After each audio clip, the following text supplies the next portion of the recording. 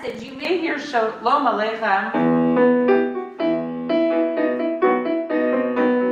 You may hear it like that. You may hear it upbeat like that, or sometimes, like often on a sad service or like our Yom HaShoah service, you may hear it like.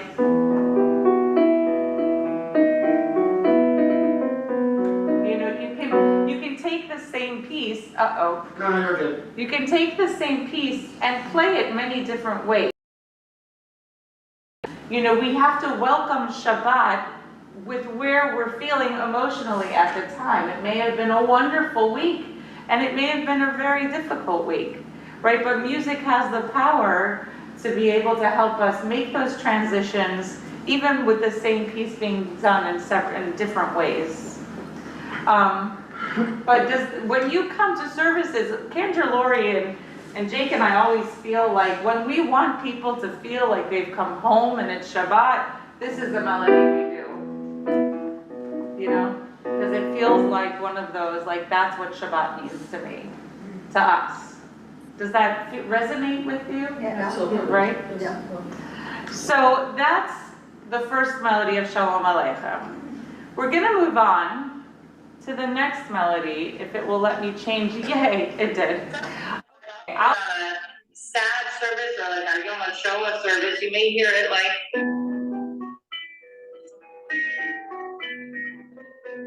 You can take the same piece. You can take the same piece and play it many different ways. Does this happen when Lila teaches? Welcome Shabbat.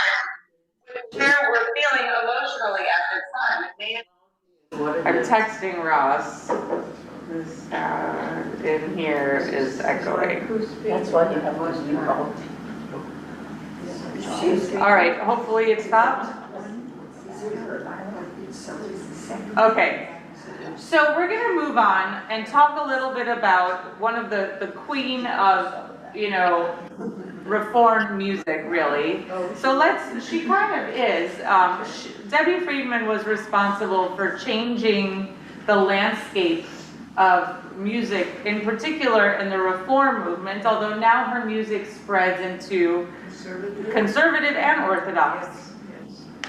I'll read it because I can look at my computer. So, making Jewish liturgy accessible and engaging. This was Debbie Friedman's goal. Blending tradition with contemporary styles, Friedman took traditional Jewish liturgical texts, Hebrew and English, and set them to folk-infused melodies, making them more relatable and singable for contemporary audiences, especially younger generations. Promoting communal singing. Let's talk about that for a minute.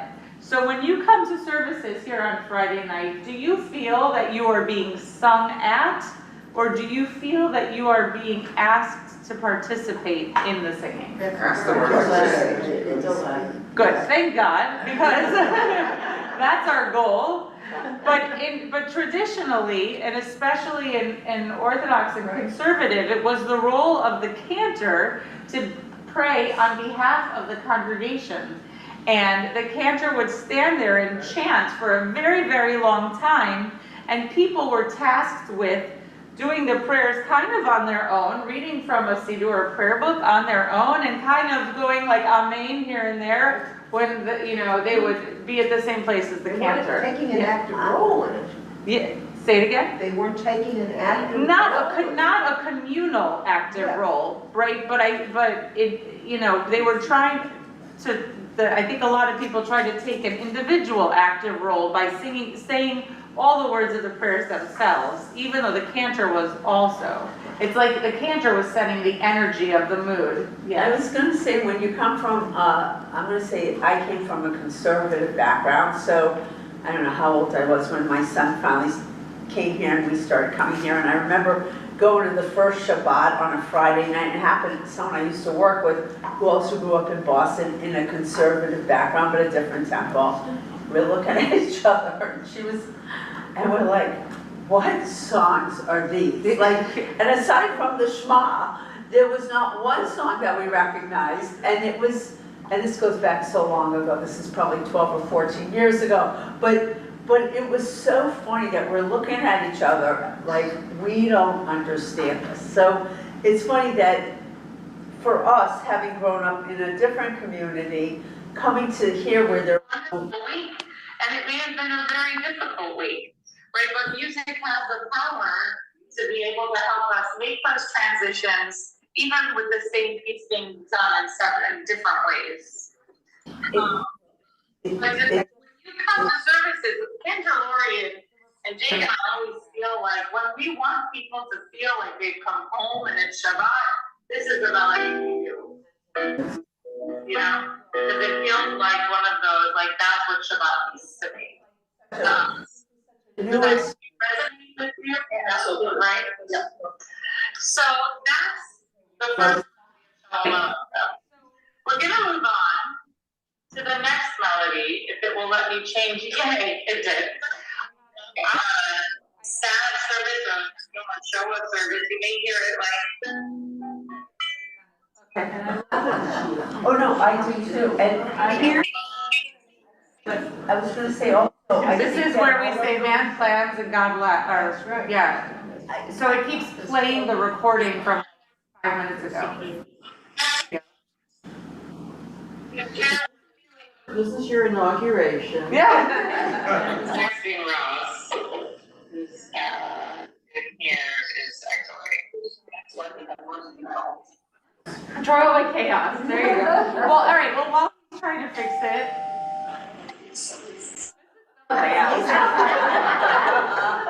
Your GPS is on.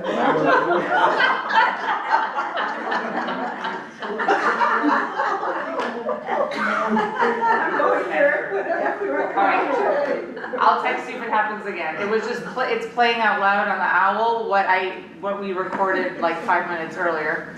Anyway, okay. So Debbie Freeman. So yes, thank you for sharing. What Dory shared was that even coming from a conservative background into our sanctuary is probably like shell shock, because first of all, you walk in and you see a big PowerPoint screen.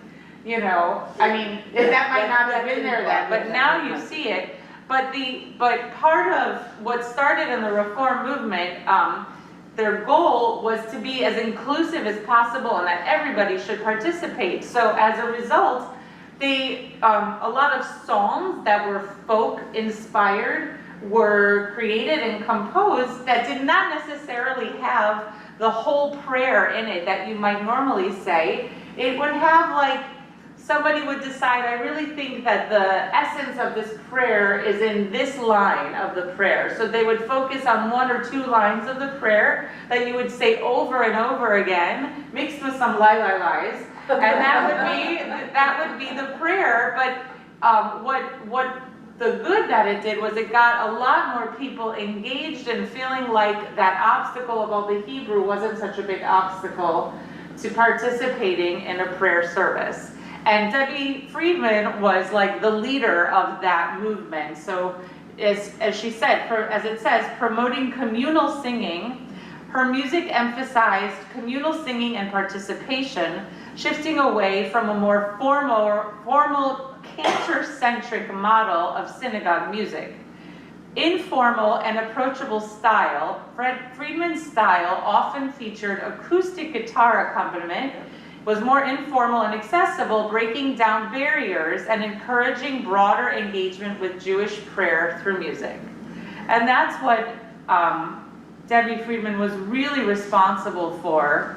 I want to share her Shalom Aleichem. Now, given all that, as she unfortunately passed away from a disease, but later in her life, very late in her life, she went back to her to more traditional roots as far as her compositions were concerned, and tried to delve a little more into what we would probably call a more religious sound as opposed to a folky sound. And that was evident in the Shalom Aleichem that she wrote. And you may hear it and recognize it. It goes like this. Shalom Aleichem, Shalom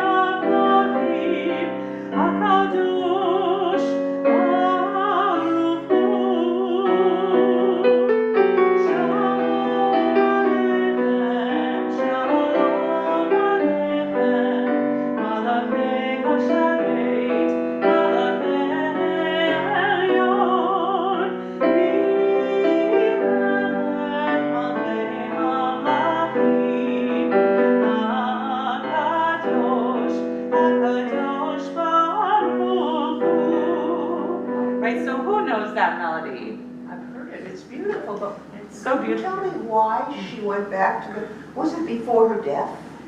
Is Well, it she- wasn't after it. No, I'm serious. I'm sorry. Was it, that was the one. That Yeah, was- I think it was the last thing she wrote, wasn't it? I think it was her last piece. The last thing she wrote, and she's known for saying, this is the piece that I want to be remembered for. She said, I think even more than my Misha Beirach,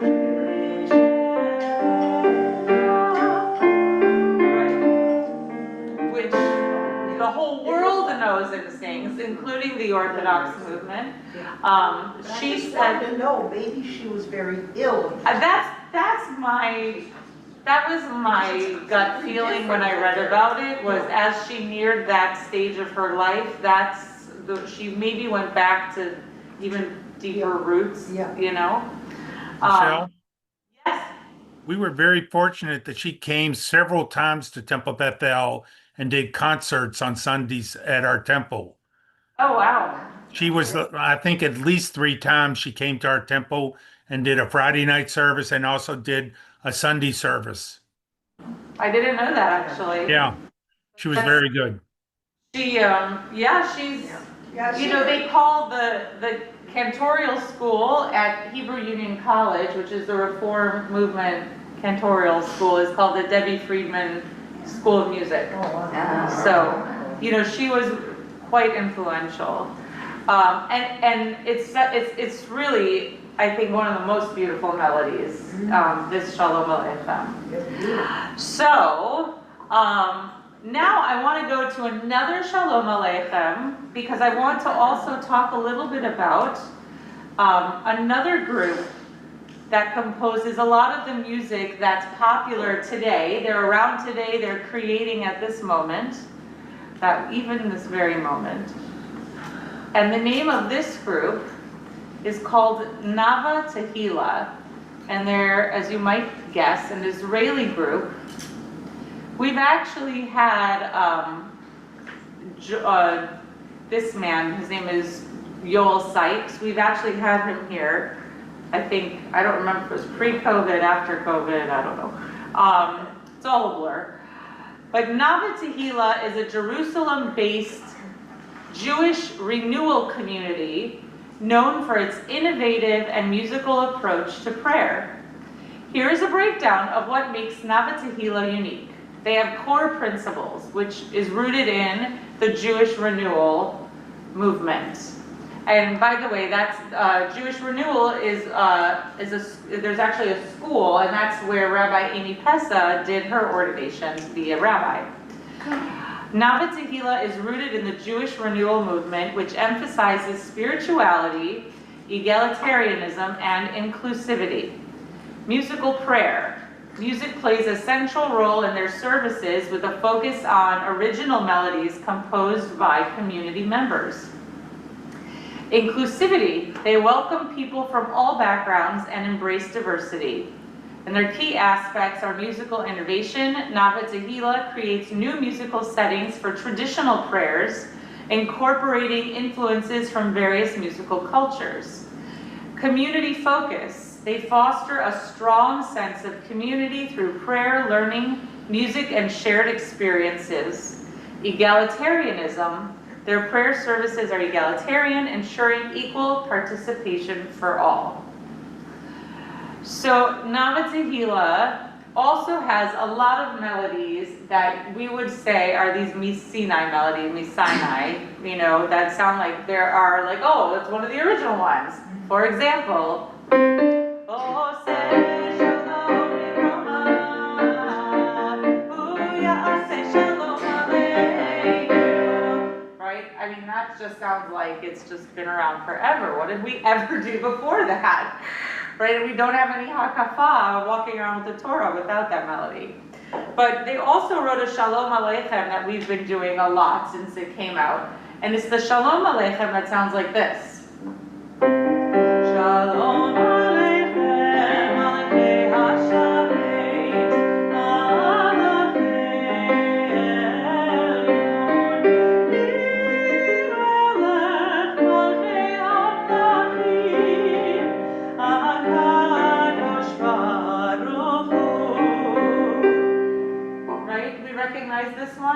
if you've been in any of our services. We do this one a lot. How do you choose which one you're going to do?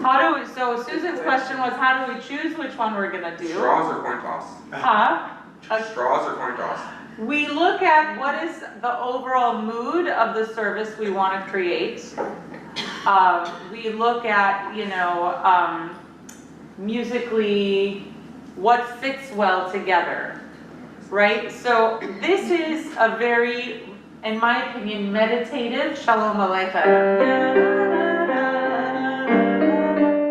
So we tend to pair it with other meditative things, If we're gonna do, we may pair it with something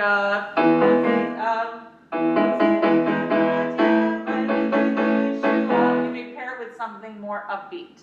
We kind of go by what, we need like an aerial view of the service and then to see what it fits well with. Do you have a favorite that you like to sing? It really depends on the mood, my mood, I have to say. I love Debbie Friedman's because it's so melodic.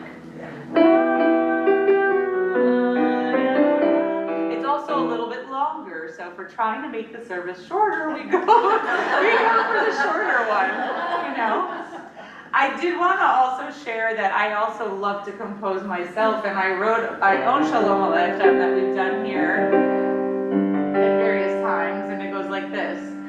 Shalom Aleichem Malvei HaSharet Malachei Elyon Hi Melech Malvei HaMlachim HaKadosh Baruch Hu Malvei HaShalom Malvei HaShalom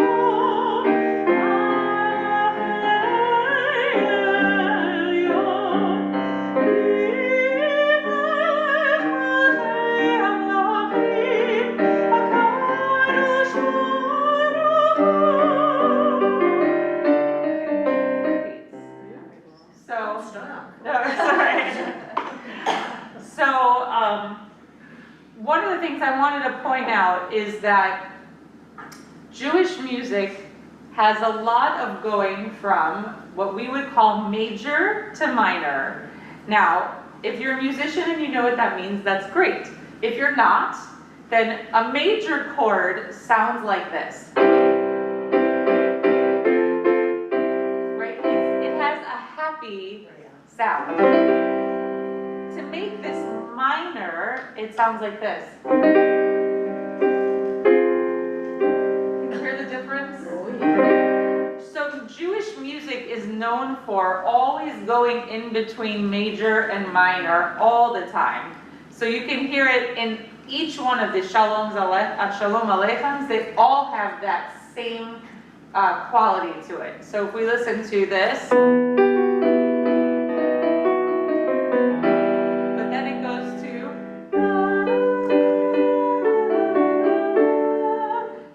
a happy place, and it always is going back and forth. Debbie Friedman.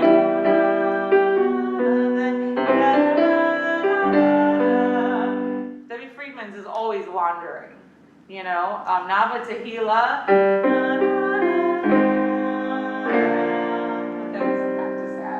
It's always wandering, and that is very, very typical of all Jewish music because it really describes the Jewish people, right? With everything sad we experience, we try to find hope. And with everything hopeful we experience, we always have a sense of needing to break the glass to remember the sad.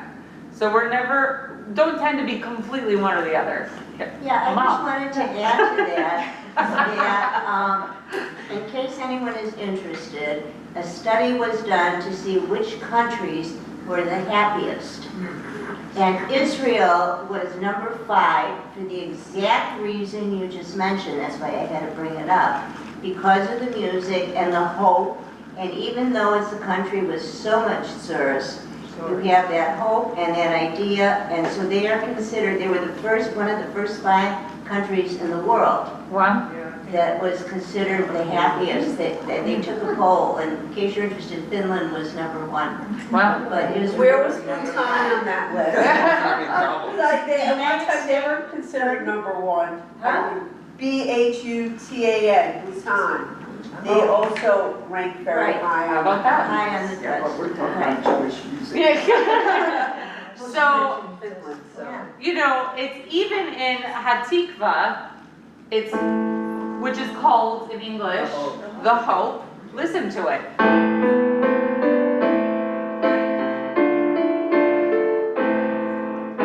Right, it's definitely in minor, but then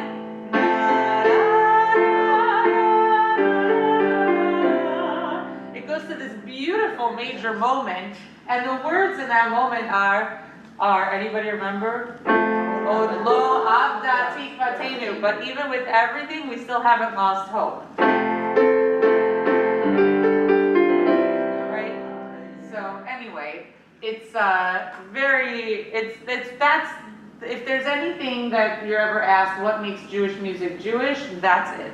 Yeah. Yes, I was wondering, a song, when they're written, of course, for the public, they're documented and they're patented or whatever they do with it, of course.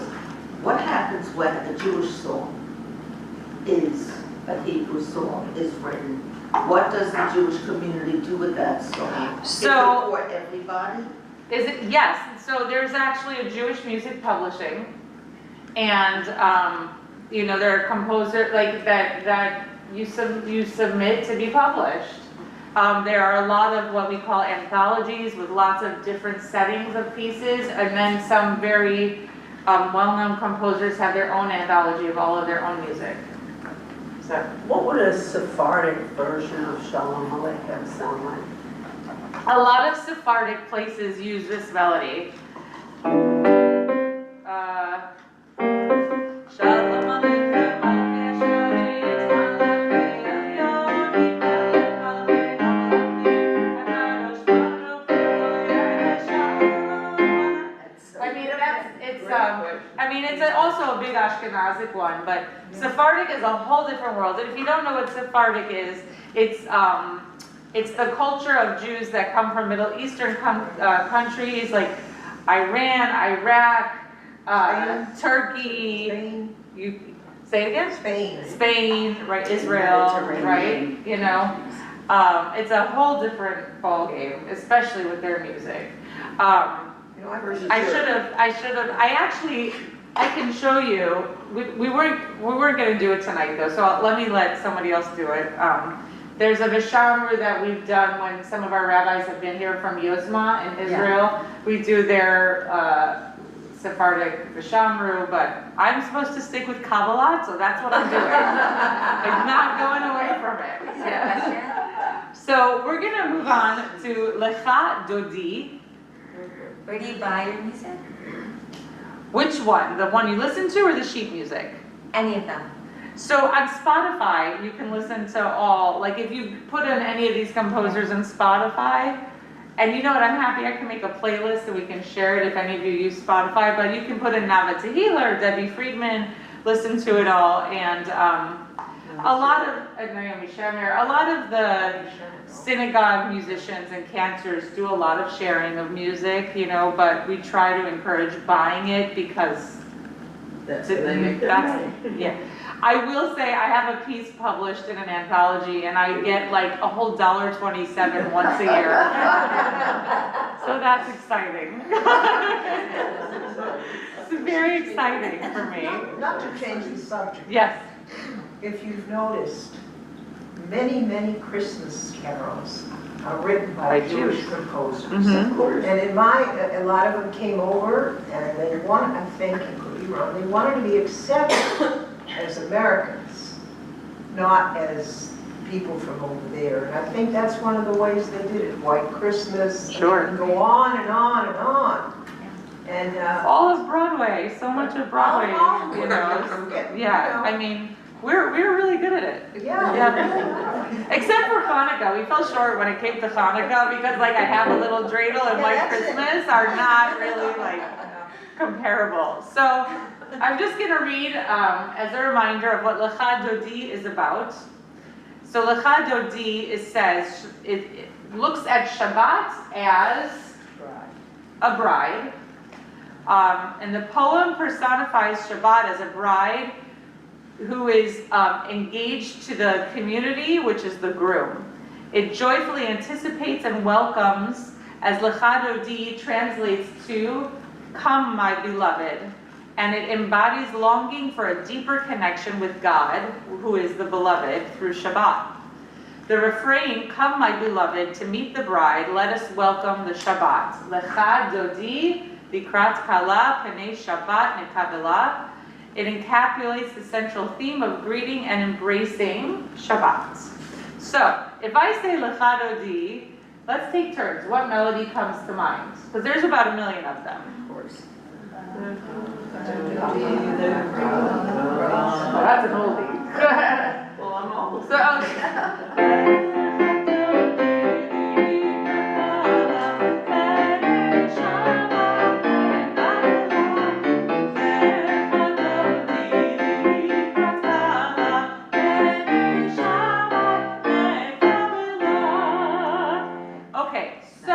Does that sound like "Come, my beloved"? No. That's a welcome the Shabbat bride. But what could have been the purpose in making Lecha Dodi sound like that?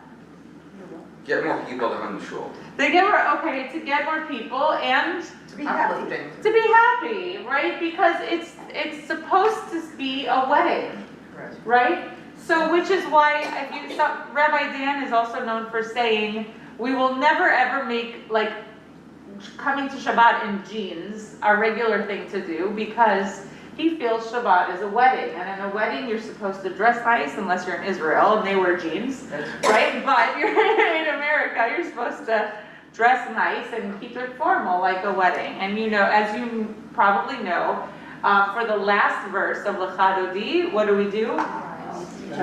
We stand and we face the door of the sanctuary with the idea that that's the moment where the Shabbat bride enters. And in a lot of more traditional or religious communities, that's also the moment that Shabbat starts. So if you have a community that's religious that doesn't want to use, let's say, instruments on Shabbat, they may use instruments through all of Kabbalat, but when they get to that moment of Lecha Dodi, they stop. And after that moment, that's when Shabbat starts. So, another popular Lecha Dodi melody that we tend to use here, and I thought we'd vote on our favorite, we have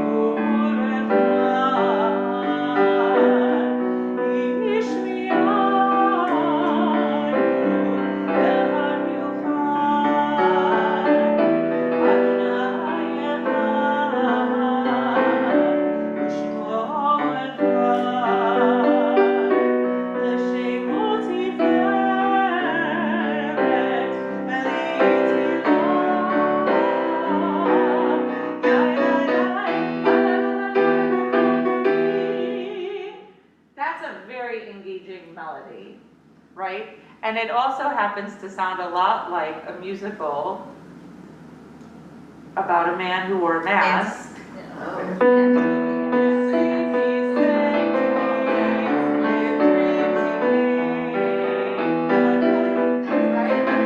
If you know Phantom, which I happen to know a little bit, yes.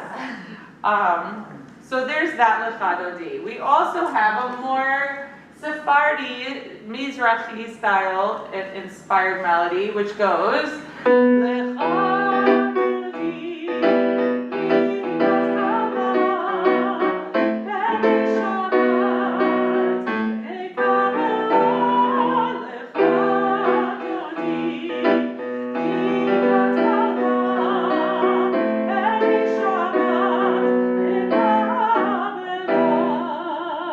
Right, so we'll do that if we're going for a more Israeli Middle Eastern sound in our services. Michelle, Yes. I have a question. Do cantors have the option? I mean, all these songs we hear in our temple, are they universal in Reform movement, or does cantors have different ways of saying the prayers or singing the songs in the Reform movement versus Orthodox and conservative? A lot of the ones I'm playing for you are a lot of the standard ones that are being done. One, the Nava Tehillah, the Israel group that we spoke about, we do their that's being done around a lot right now, and I love it. It goes.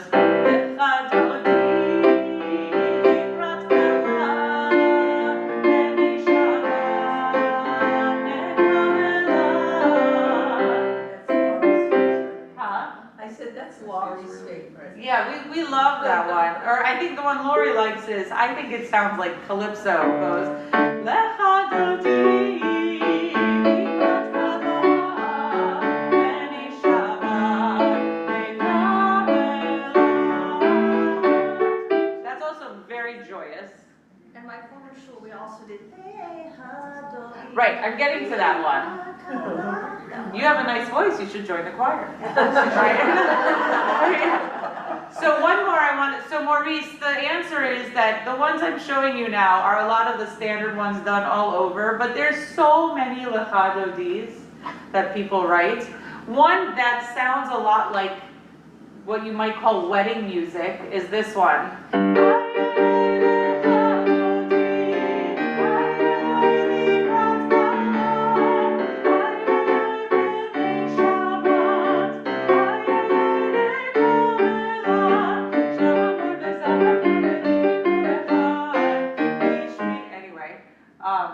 That one is like a really rousing one. Which one is the most traditional one, though? I think so. One of the more like Sinai melodies are.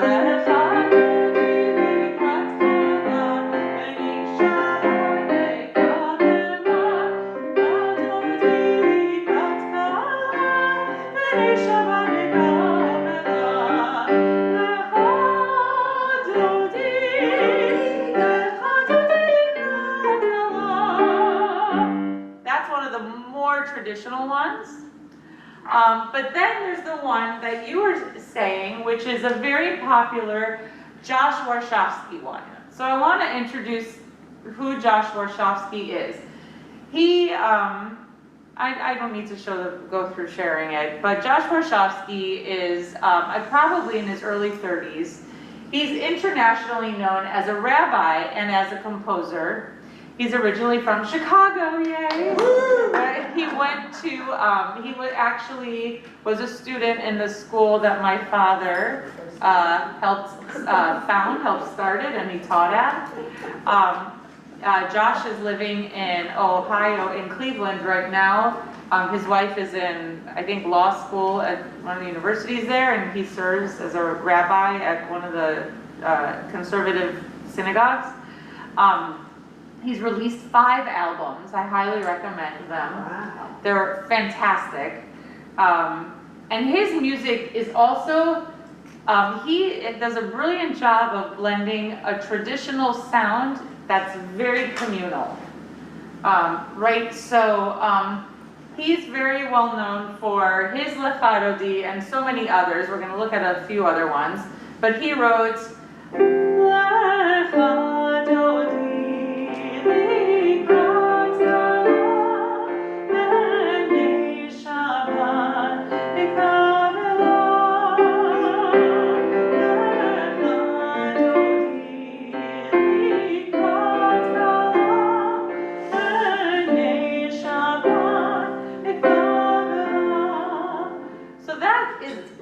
That veers way different than a lot of the other ones we've done.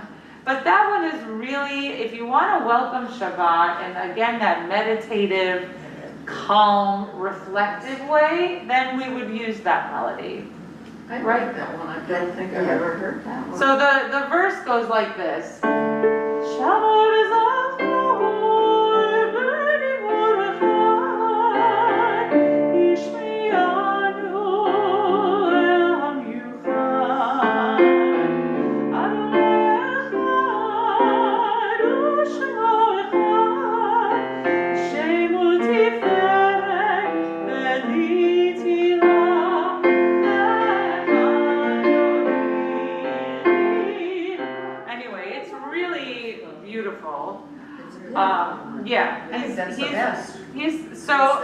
most common. I like that. That is definitely a very calming one. A lot of people's opinions of Lecha Dodi is it should be rousing and we should be getting up and dancing and singing and welcoming Shabbat, which they do in a lot of congregations. They get up and dance and sing.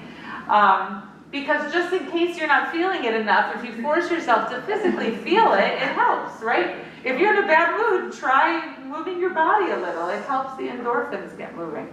So there are so many different ways to welcome Shabbat, depending on what's going on in your week. Just want to talk about another version, a few other Kabbalat pieces that we tend to do in 2 or 3 minutes. Lechun Eranana. The Lechun Eranana means, come, let us sing joyously to Adonai. Raise a shout for our rock and redeemer. Let us come into God's presence with praise. Let us raise a shout for God in song. Right? So this is just a full out praise God kind of way of welcoming Shabbat. And I wanted to share with you, and I would really encourage you, and we can send it out after the class, to look up Joshua Shafsky and listen to his music. It's so great.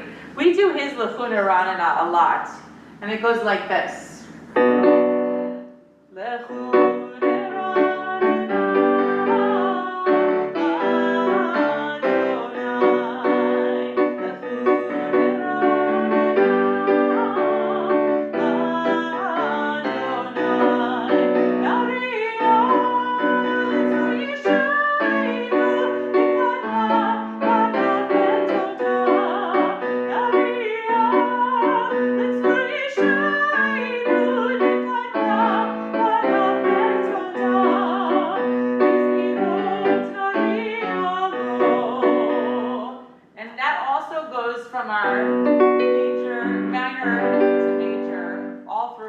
piece, and that's just a really awesome, uplifting piece of music that he wrote. One of the standard Lechun Eranana, anyone remember is?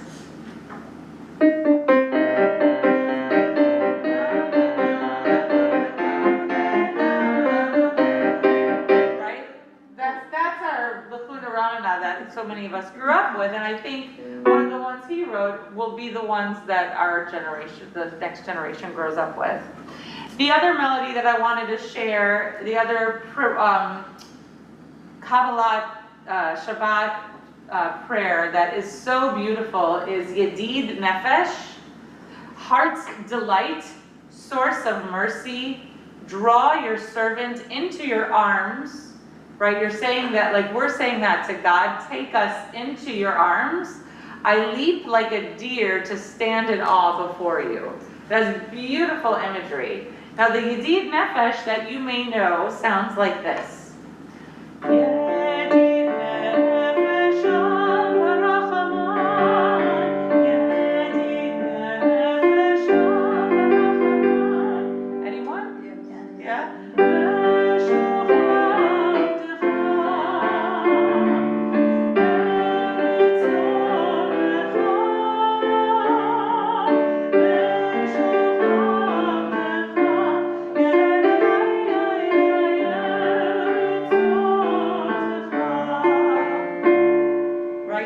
That's a Yedid Nefesh that has been used for many years. And again, just sticking with Joshua Shafsky, is one of his Yedid Nefeshes that we do a lot in our synagogue. Sounds like this.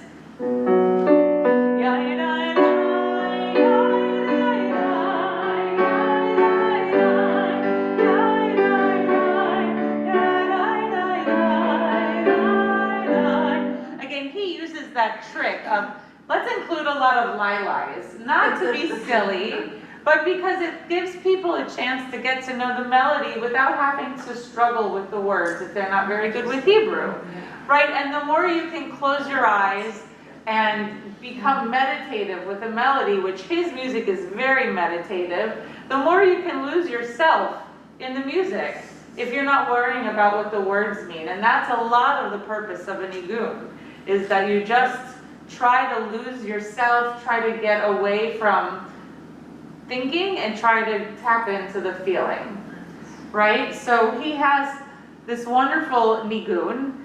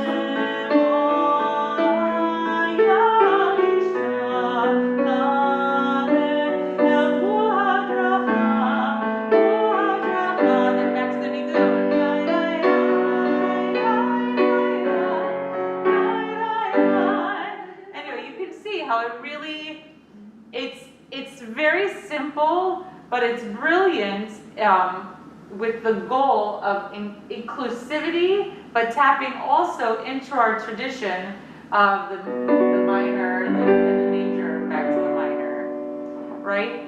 I want to comment on this. Sure. I studied music, that was my major.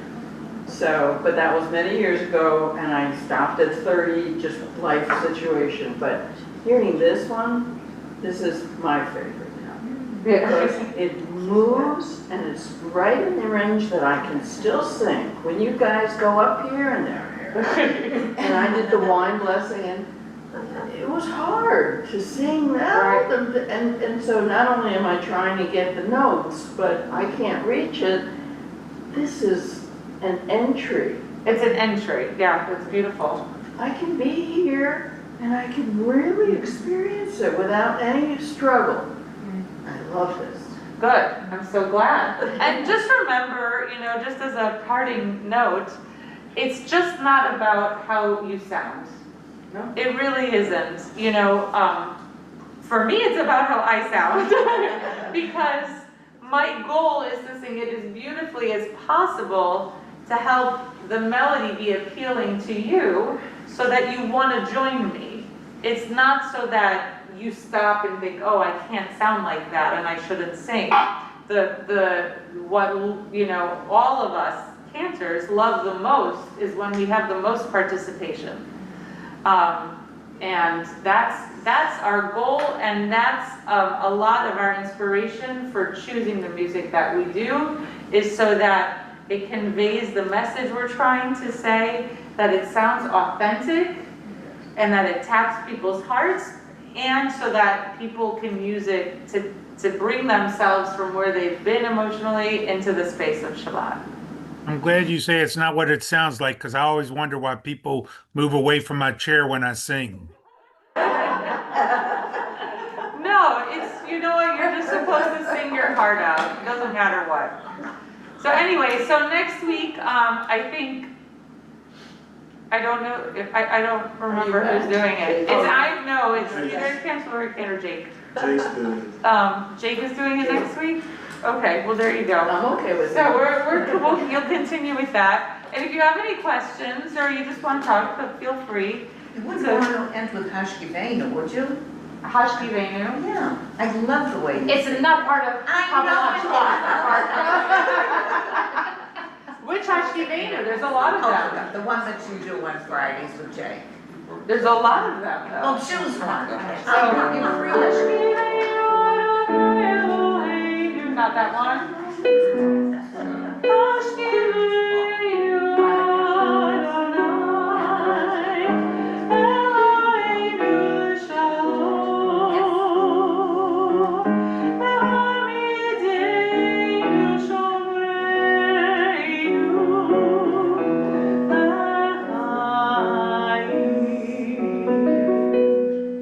So right now,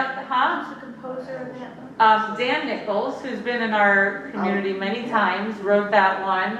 It's the one all the kids that go to camp sing. And remember, Hashkivenu is about image of building a sukkah of shalom all around you, which he does quite.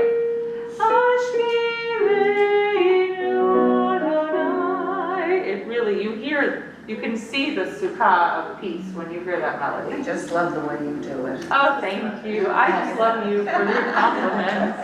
Anyway, thank you all so much.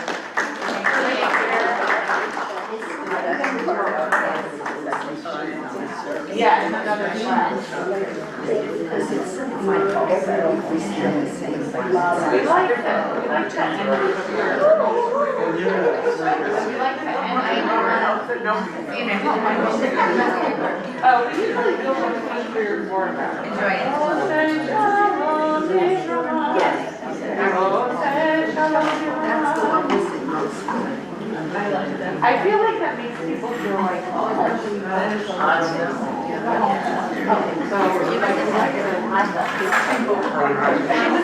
I'm sitting between you. Yeah.